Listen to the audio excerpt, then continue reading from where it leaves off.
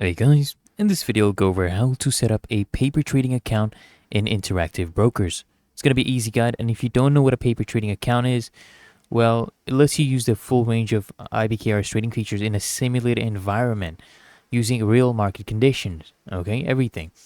So, all paper trading accounts actually start with $1 million US of paper trading equity with a loan value, and this equity, will fluctuate as if the trades had actually been executed in the real market.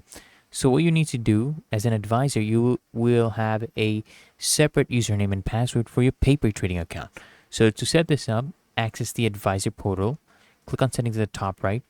Now here, under account settings, you see here where it says a configuration and then account alias. You'll see this option that says a paper trading account.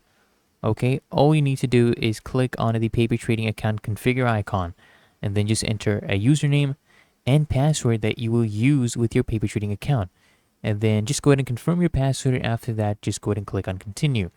And next you will see that your paper account has been submitted. And if they receive your request by 4 p.m. Eastern time on any normal business day, it will be processed by the next business day under normal circumstances. Okay, so I hope this guide provided value to you, and if it did, consider smashing that like button as well as subscribing to Find Your Solution, and I'll see you guys in the next one.